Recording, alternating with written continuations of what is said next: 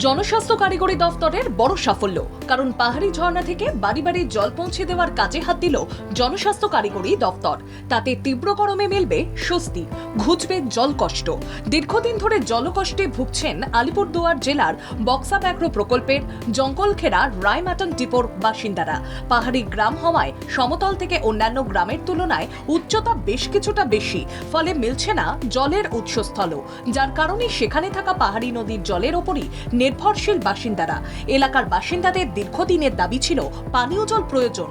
এই পানীয় জলের জন্য নানা সময় দরবারও করে। পাহাড়ি আঁকাবাঁকা পথ, জঙ্গল, নদী অতিক্রম করে নতুন এলাকা পরিদর্শন করেন জনস্বাস্থ্য কারিগরি দফতরের আধিকারিক ও জেলা পরিষদের সভাধিপতি স্নিগ্ধা শৈব। আলোচনা করেছি, ডিএম ম্যাডামের নজরেও এনেছি এবং পিএইচই ডিপার্টমেন্টের সঙ্গে কথা বললাম যে কোনোভাবে যদি এদের জলের ব্যবস্থাটা করে দেওয়া যায় আর একটু বেশি পরিমাণে, কেননা যে রিজার্ভারটা রয়েছে সেটা পর্যাপ্ত পরিমাণে জলটা নেই, ওদের কুলোচ্ছে না। তো আজকে ডিপার্টমেন্টের ইঞ্জিনিয়ার এসছে আমাদের সঙ্গে দিয়েছি, তো ওরা জলের সোর্স অবধি গিয়ে দেখছে যে কিভাবে কতটা পরিমাণে পাইপ টাইপ লাগবে আর কিভাবে ওদেরকে জলটা আমরা দিতে পারি, এইটুকু চেষ্টা নিয়ে আমরা এসছি। শীঘ্রই সেখানে পানীয় জলের প্রকল্পের কাজ শুরুর আশ্বাস দিয়েছেন তাঁরা।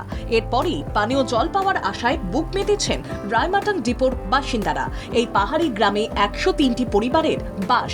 এই পানীয় জলের প্রকল্পের কাজ সম্পূর্ণ হলে সকলে এর পরিষেবা পাবেন বলে জানান জেলা পরিষদের সভাধিপতি স্নিগ্ধা শৈব। এই প্রকল্প রূপায়িত হলে মনে করা হচ্ছে অরণ্য অঞ্চলের মানুষের স্বস্তি আসবে গরমে। উত্তরবঙ্গের চা বলয়ের মানুষও মিশন 25-এর অধীনে পানীয় জল পাচ্ছে দ্রুত। অমল মুন্ডার রিপোর্ট, বাংলা জাগো।